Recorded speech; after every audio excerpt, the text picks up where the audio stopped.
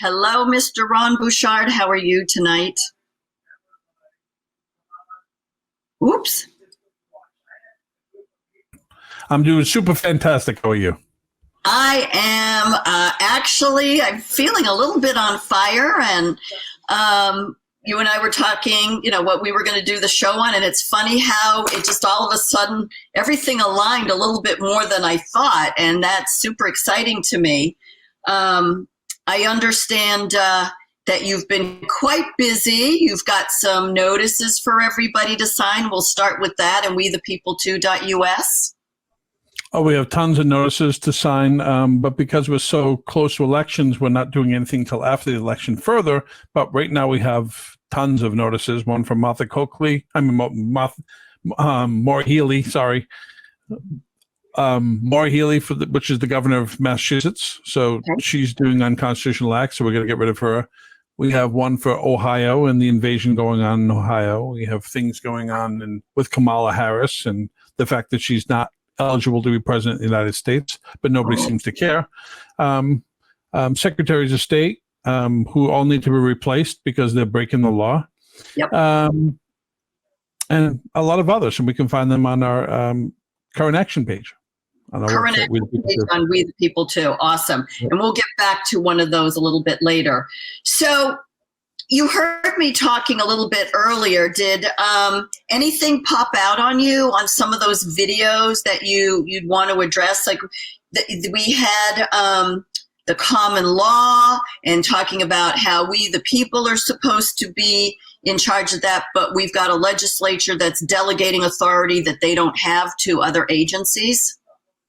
Yeah, the problem with Americans is they don't have the foundational information about how law works. Yep. When they say law, people think law is something that a legislature passed. And that's not true. Though legislature is law, it's lesser law. It's inferior law. So if it's inferior law, what is superior law? Well, when this station was founded, something happened. We escaped somewhere, right? That's the story, right? We escaped England. And what was going on in England? Oppression, tyranny.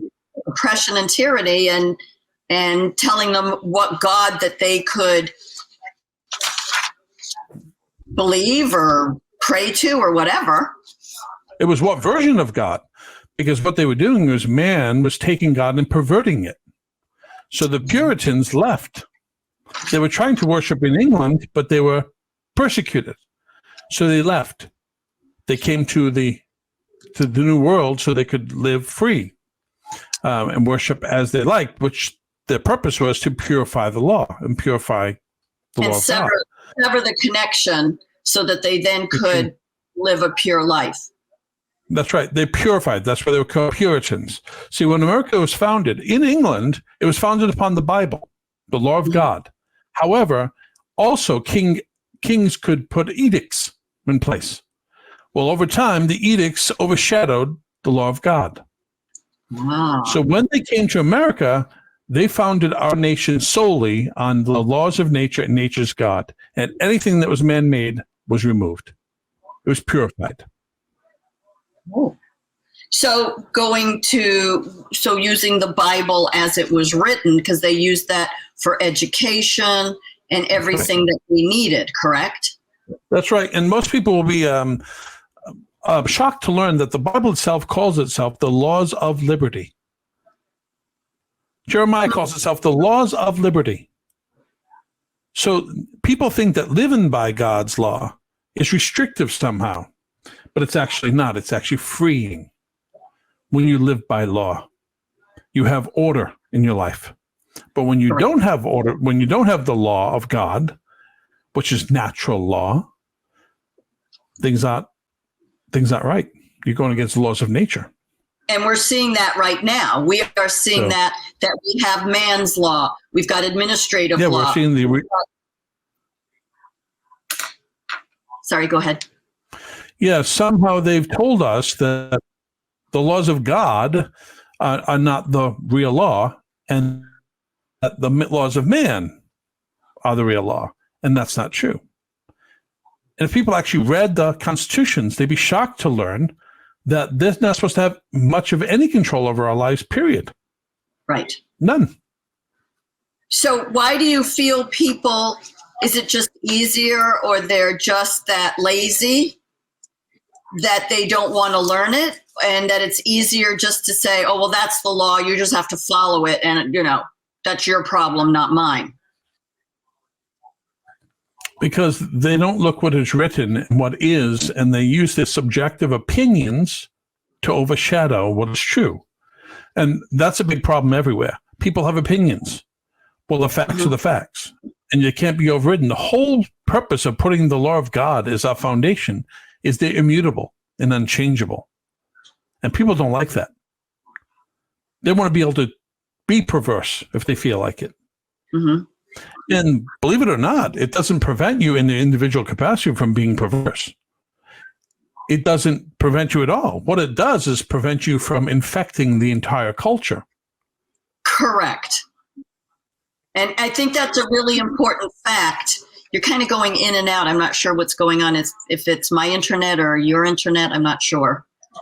I have all full bars. Let me see if let me see if that's better. Okay. Is that better now? It sounds a little bit better. Yep. What was I going to say? I forgot. It's all right. I'll come back to it.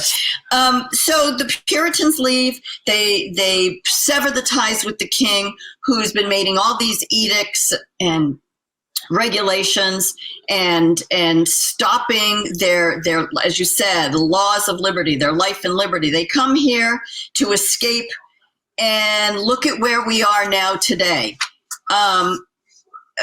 Anything goes, and like you said, one person, you want to be perverse, you fine, you do that in your house, but don't bring it outside. Don't expect anybody else to be okay with it or participate with you.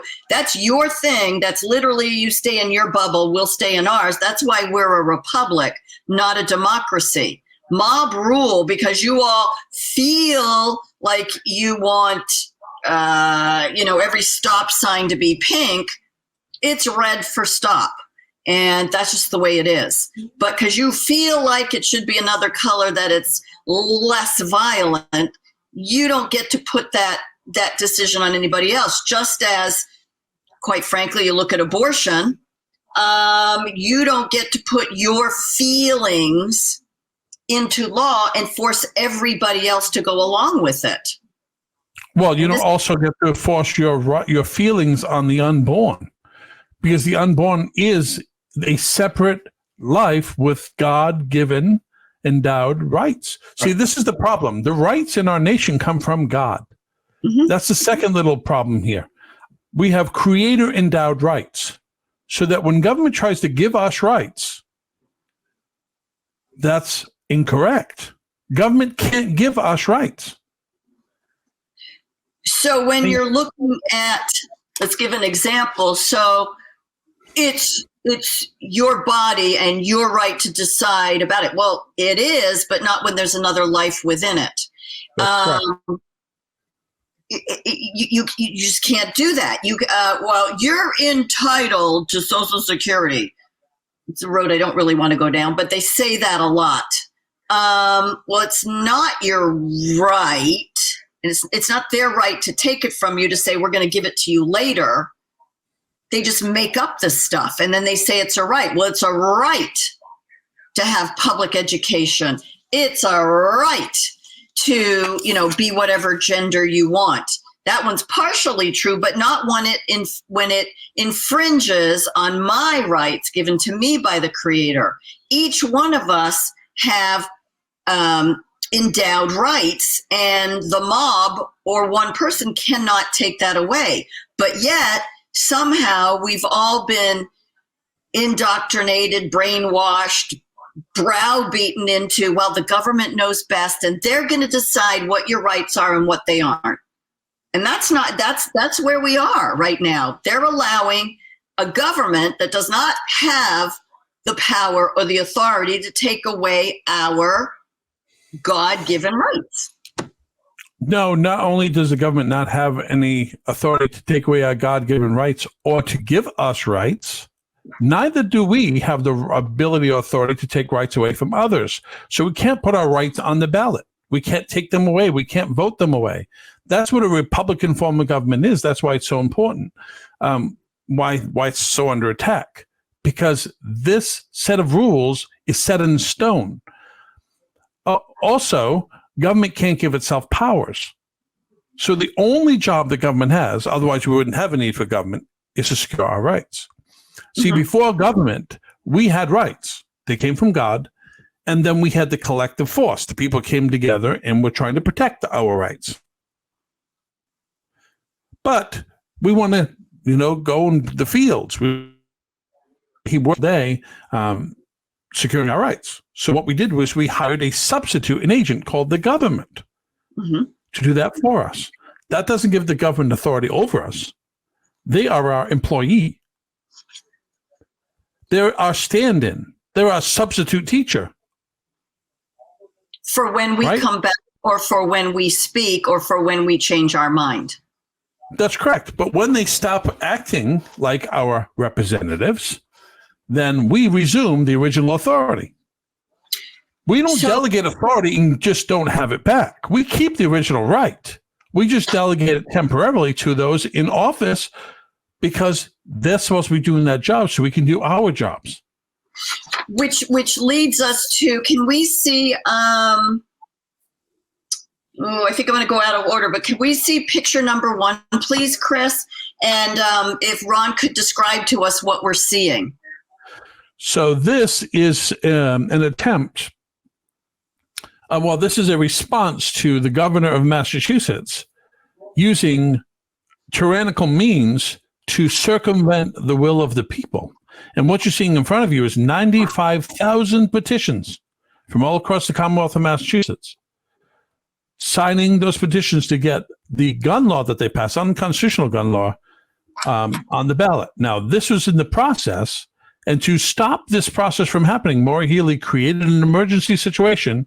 She created an emergency preamble to sign into law, to make the law that was already signed into law, that was going to go into effect later in October. She made it go into effect immediately. Which she can't do. She doesn't have the authority. Only the legislative branch can do that. But they didn't, did they? Well, they gave her emergency powers, which they can't give her because they can't delegate powers or create powers out of whole cloth. She used powers for non-emergency reasons, supposedly for the public safety or public good, which was to circumvent our rights.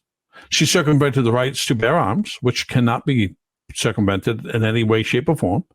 And also she used her power to circumvent the right to petition. They were in the middle of petitioning, and she'd shut them down with a faux emergency. So she abrogated their rights and created an act of tyranny, which is lawless. And so she should be removed immediately because, and if the legislative branch did, if we instructed the legislative branch to say, she's fired, she committed tyranny, she did this, this, and this, and they don't do it, then they also can be fired because we, the people, always retain the original power and right when all goes wrong with our public servants, our employees. The minute that they screw up, you're gone. But nobody wants to fire that employee. They sure as heck would, yell at you and me, but they won't fire this employee that is absolutely destroying everything that we've put in place. They don't believe they're our servants. They don't believe they work for us. And they also believe, well, if we put it on a ballot, it's up for discussion and it can be changed. And that's not true either. No, that's not true. And California put abortion on the ballot. So they added to their rights abortion. But that abortion provision is unconstitutional. You cannot put abortion on the ballot. Now, that's going to anger people. And I frankly don't care because the law is the law. And we all are subject to the laws of God, the laws of nature. Even our rights are subject to the law, the laws of God. God didn't give us rights that contradict the laws of nature. Just didn't work. And he also didn't allow Congress to create legislation that goes against the laws of nature. Can you imagine a lion or a bear allowing you to take and assassinate the bear cub? No. No. They will starve first. They will do everything to protect. They will lose their life. They will hover over their baby and protect the baby at all costs. That's the law of nature. Correct. The laws of nature do not include killing their babies. That is repugnant to the laws of nature. Correct. That is repugnant to the law. Actually, maxims of law strictly forbid it. It actually says a child must be treated in the womb as if he's already born. The Bible didn't say Mary is with clumps of cells. She said Mary is with child. Correct. And the child is a person. Is a man or woman unborn with full rights. The moment that light hits, the moment the sperm hits the egg, there's a blue light that goes off from that moment, because that is when God entered the situation, and that life is protected at that moment with rights. And it literally has God's DNA in it. Yes. So it's and that's what they're trying to remove. That's what they're trying to snuff out. That's what they're trying to change and or patent so that they can own it. And you're absolutely right that you can't just add it and make everybody vote on it and make it so, because it isn't. And this is a problem that we're dealing with. And then people wonder why we have so many rogue agencies. I talked about at the beginning, NGO, non-government organizations, who are working for the government. And I had said that we would talk about, I also talked about the Border Patrol, ICE, police, everybody involved in the borders and law, including the courts and the judges. They all have oaths of office, whether they know it or not, whether they say it, whether they write it, whether it's intimated, there is an oath of office. Can you explain to people what is the significance of it? Because being a ballot clerk for 6 years, and this is my first year that I haven't, actually maybe 8 years, but it's the first year that I have not been a ballot clerk. And it's because I have observed these moderators who the secretaries of state are telling them they're all that and a slice of cheese, and they can do whatever they want. They can have me arrested. They can tell me to sit here, sit there, wear a mask, don't wear a mask, stand up, sit down, genuflect. He can decide whether you're going to have your ballots hand. I mean, they've just been given power by a secretary of state who was not delegated the authority. Oh, by the way, they're out of control. But I observed, after taking classes with you and taking a couple other constitutional classes, that the oath of office is more than just the words on the paper or the words that you say. And that they do, like an affidavit, need to be witnessed as you sign.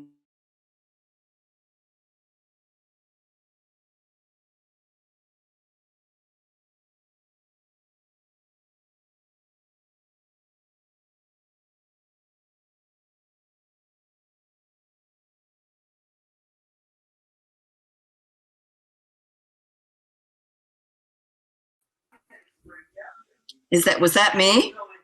I have no idea, but we're back. We're back. Oh, they're after the God gene. Yeah. I dared to say the God gene was in our DNA and they were after it. Well, you know what? Go watch a couple of movies. The Da Vinci Code and a few of the others. Yeah. So we were talking about the oaths and that there's a greater, bigger meaning to it all. Can you explain that? Yeah, oaths are bound by God.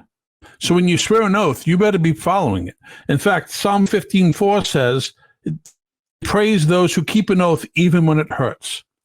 It's supposed to be the most binding upon your conscience. And here's what people don't know. See, they try to circumvent and trick the people. But we created the seats it's sitting in. So fundamental law, which is the highest authority, says, It's immaterial whether you took the oath by words or acts or deeds. So if you're sitting in that chair pretending that you are my public servant, that's an act. And you're acting like my public servant, therefore you're thereby bound. And if you're doing something like doing a piece of legislation in the name of senator, which is an office that the people created, well, that is a deed. And it's immaterial whether or not you did it by words or acts or deed. Any one of those is fine. Ah, got you. So while they're hiding behind, I do solemnly swear, blah, blah, blah, blah, blah, or right. It doesn't matter. An oath is an oath, and you're bound to that oath, and oaths bind you to God. So all these people, now you can see why they want God out of everything. And I don't think people realize the close association and that it all really did come from God. They think just, and this is not aimed at my audience, so don't send me nasty notes about talking down to you. It does go other places. But, God is not just church. It's not just Sunday or Sabbath on Saturday. It's permeating. It's huge. It's far-reaching, and it's literally the basis of everything.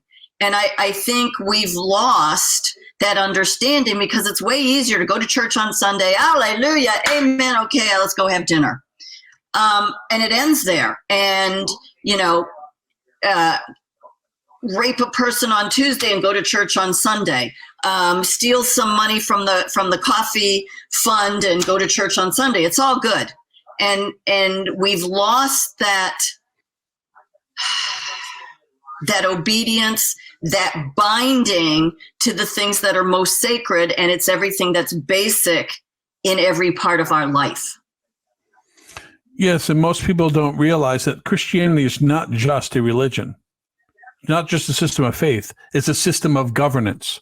God created the most perfect system of governance that exists on the earth.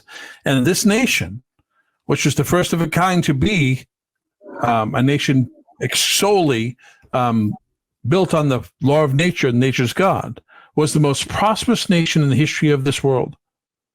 And we had 5,000-year leap from beginning of time till nation was founded. It took all that time to create all that technology.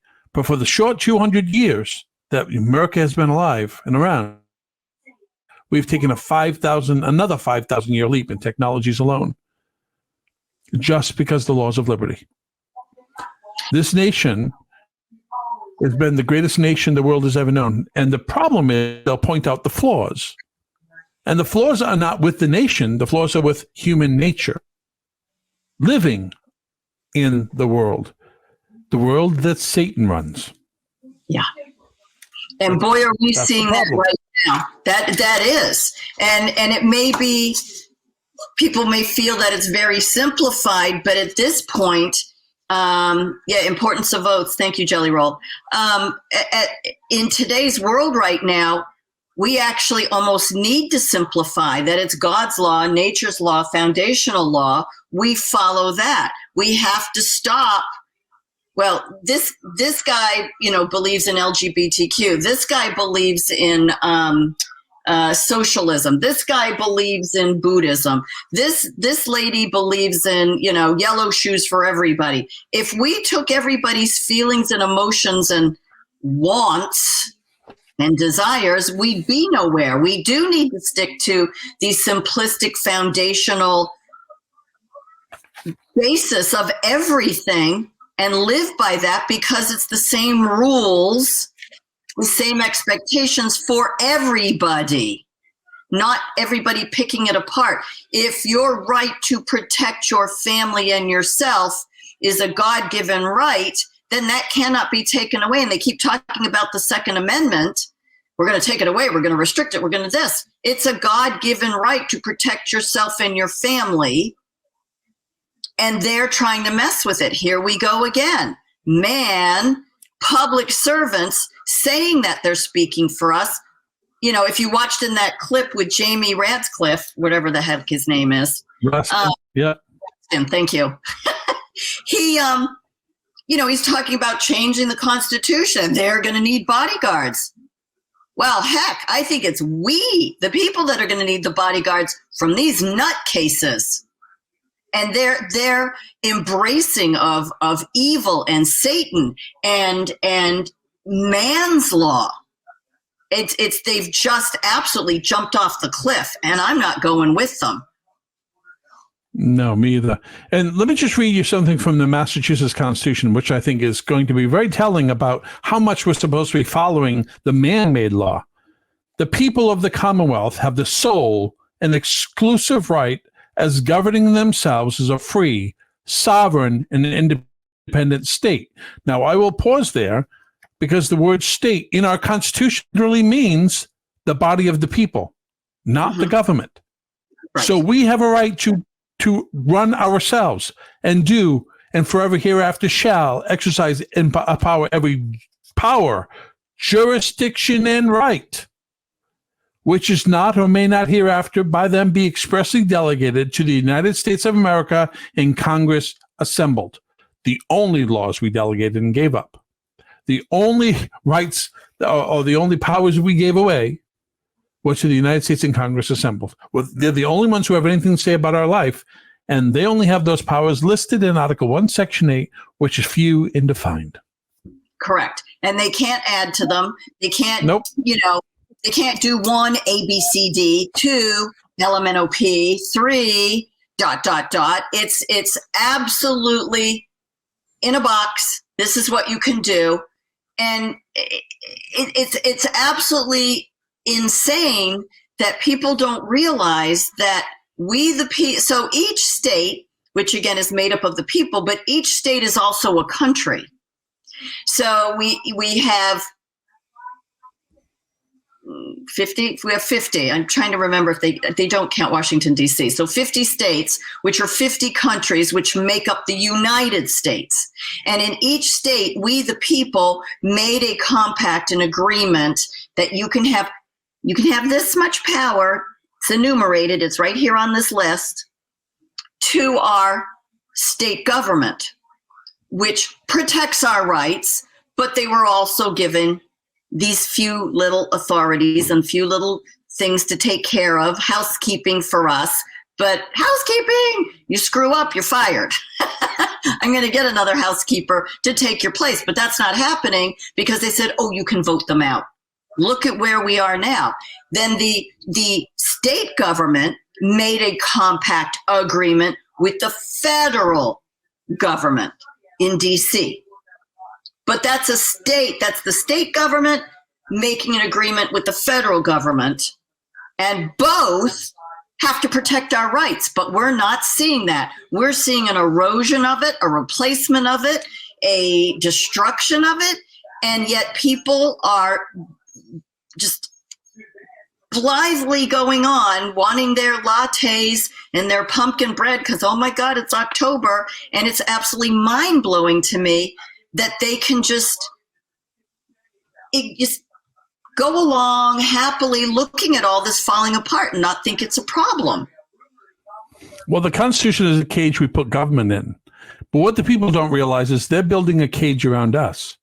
And when that door is padlocked shut, it's going to be very difficult to get out of it. Mm-hmm. We need to assert our rights now and say, oh, no, Charlie, you're not the boss. Somebody told you along the way that you're the boss, but that's not how it works. And we don't need government to police government. We don't need government authority to alter and abolish. Correct. That is a right that is from God. We are the creators of government. When the government behaves badly, we fire it. Yep. Right? You create a business, the business is not working out very good, you create another business. Same with corporation called the government. The government corporation is supposed to be protecting us. It's supposed to be a municipal corporation organized to protect the people. That's it. Yep. And everything it passes is supposed to be internally for that purpose. Right. Cannot be repugnant to the Constitution and cannot be against God's laws, but yet they all are. And here we are 200 plus years figuring it out for the second time. And we've got people that have no spines. They're oblivious. They don't care. Jelly Roll, Alaska and Hawaii became states in 1959. Hawaii was stolen to become a state, yeah, which is why we can't let D.C. become a state because it's a foreign territory. But we just have these mounds and thousands and millions of government people that believe they're entitled to that job and entitled to dictate and follow whatever their boss says, who does not have the authority. So there has to be a come to Jesus meeting pretty soon, and November 5th is, going to be potentially the last time we can straighten this out. And you can't be afraid and hiding, or I don't want to have anybody mad at me. You don't want anybody mad at you. Do you not realize the whole government's mad at you and us, and they want to take everything away? That's what you should be afraid of. Not me, not you, not the person that's, following their civic duty and their civic rights to do what God said we could do. We could pick our own government. We can choose, as you said, abolish. We can make law. We can this. It's all up to us. But somehow along the way, we abdicated it back to a government who's no different than a king at this point. And we need to separate.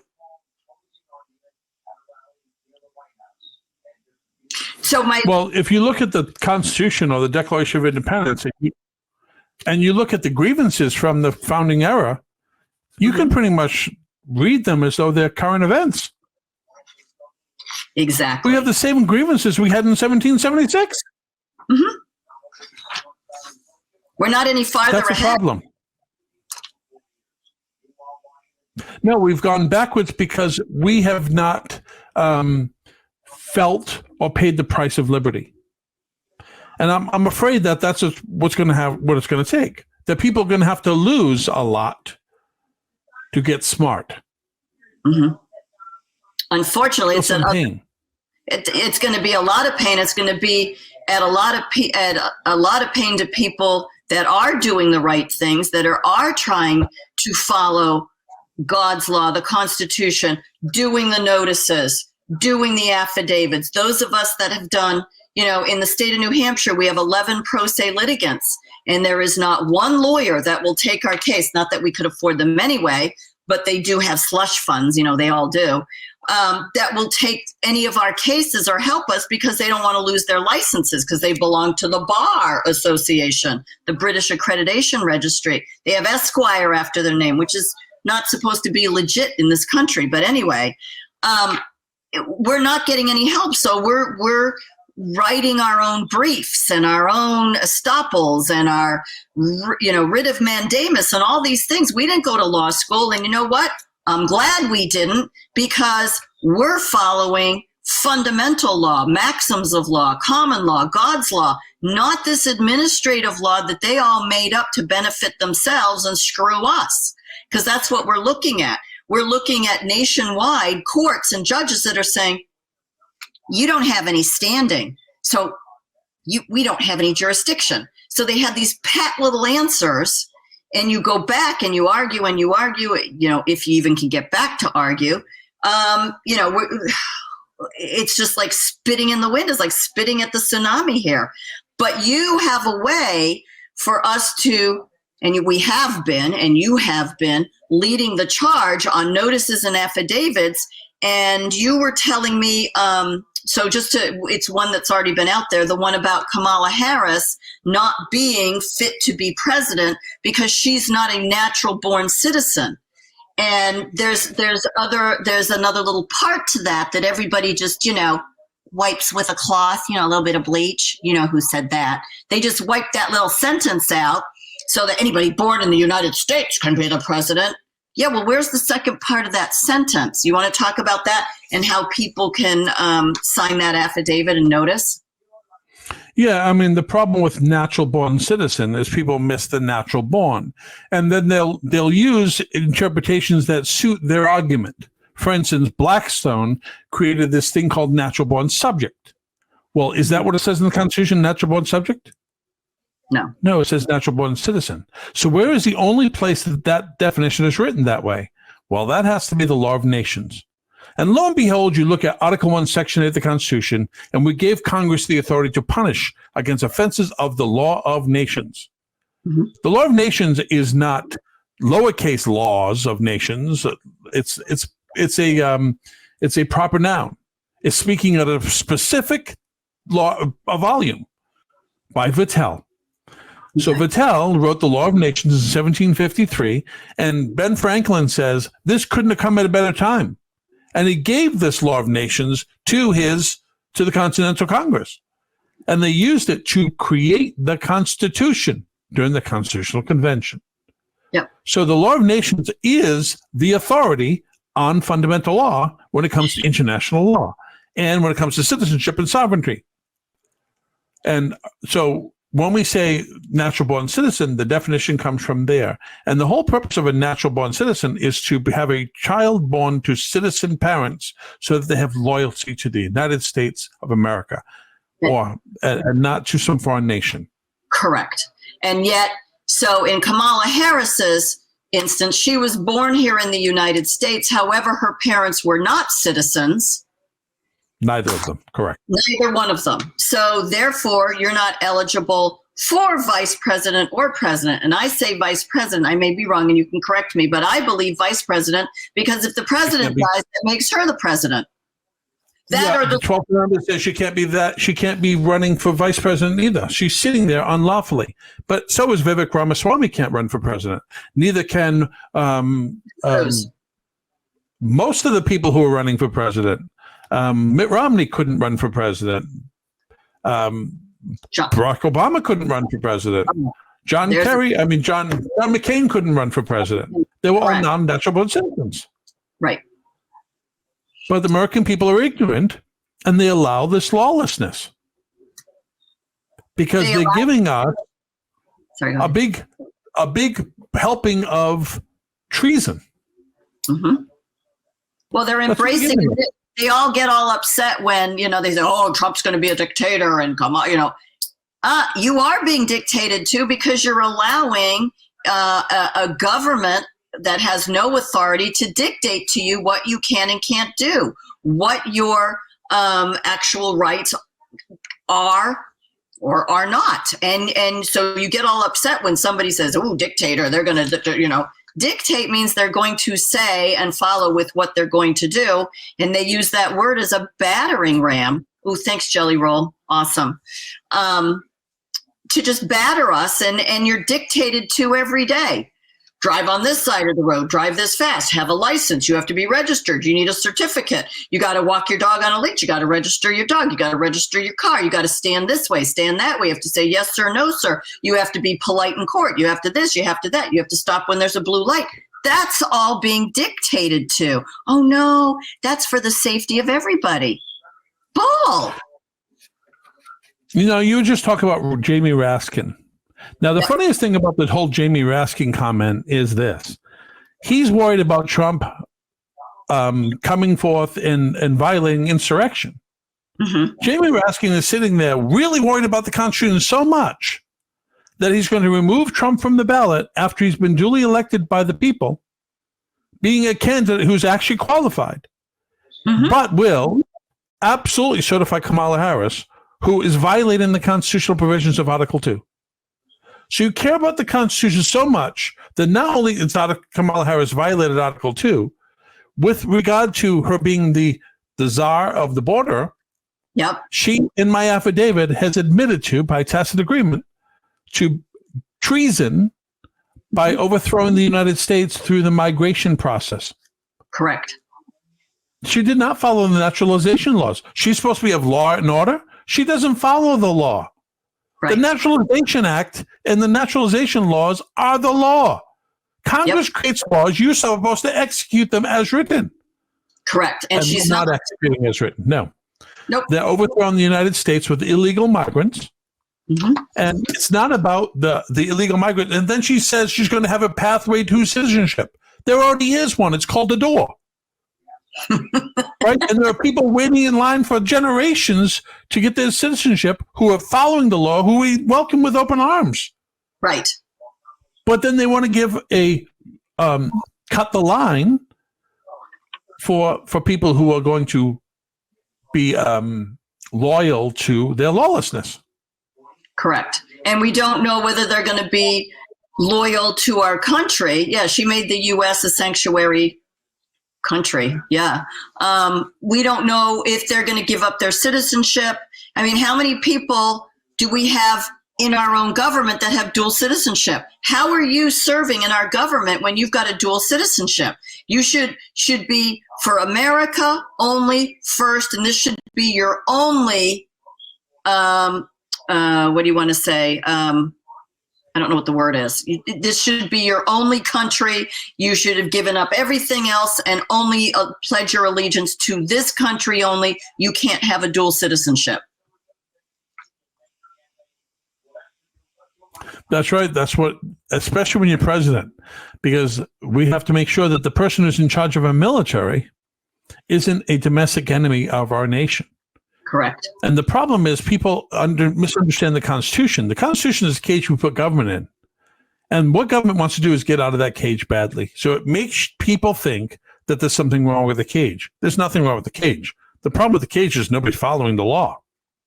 Well, nobody's closing the door at night telling them to go to bed.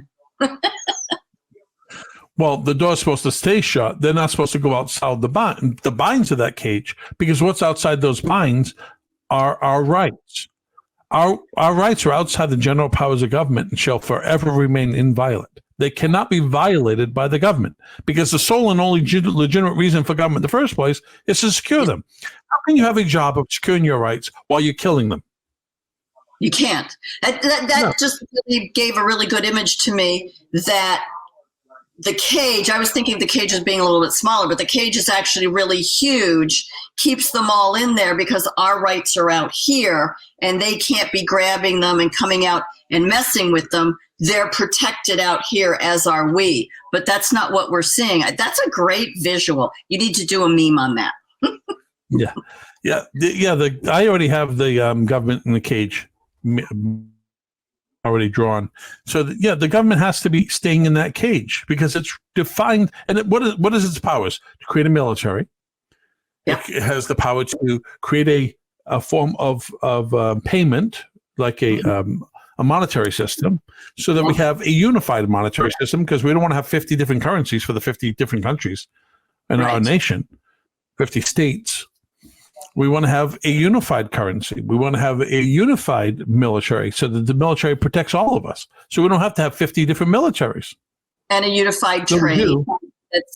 A unified trade outside of the country. But they, those are. Say that again. Postal service. So we have mail delivery across state lines. Yep. These are the things that were given power to. That's it. Yeah. Article 1, Section 8 is very clear. They have no power over you. But this thing called the elastic clause, okay? Mm-hmm. The elastic clause says that if they need extra powers to other laws, that they can create those laws, but it's supposed to be provided they need these laws to enact the other 17. But that's what they use to abuse power, is the enactment clause, the necessary proper clause, which is the elastic clause. Oh, that's how they're getting around. Yep, that in general welfare. So in the preamble to the Constitution, it says general welfare. So they violate common good, they violate the elastic clause, they violate the general welfare, and they violate the Commerce Clause. Right. They think that the Commerce Clause gives them total authority to legislate in all cases whatsoever against a company. They don't. No, but yet we're seeing this over and over again, and everybody shrugs their shoulders or goes, we can't fix it. There was something that my grandparents had said to me, and I've heard multiple times, you can't fight City Hall. That's where we went wrong. We should have been fighting City Hall, and we should have kept them in their cage and leaving us alone and our rights. And Wow. you can't talk about politics and religion at Thanksgiving either, but those are the two things that we have complete jurisdiction over. They're completely connected, and we don't understand that. Religion is the system of governance that we currently live under. Yep. And if you don't want to, you can go live in Cuba, go find an island. Yeah. Right. And we have all political power. So those who have all political power are not talking about politics. How does that make sense? It doesn't. It's selective. No. What they want to talk about, when they want to talk about, and how they want to use it, and how they want to, string us up with it, when it should be holding them in. They should be tied up by it. Well, I want to thank you so much for coming on. This is, I think it's cleared up a lot of issues for people, and I think we need to continue to do this. We've got to get through next Tuesday and see who our president's going to be. And I do, I know you've got an article coming out that's going to be talking about what January 6th really is, because it's not what we've been told from 4 years ago. It actually has a history that goes way, way back. And it's extremely important that people understand it's, you've got it almost ready? Woo! Yeah. When you got it? It'll probably be ready around election time. So as soon as the election goes, whatever way it goes, we'll be able to launch the notice that goes with it.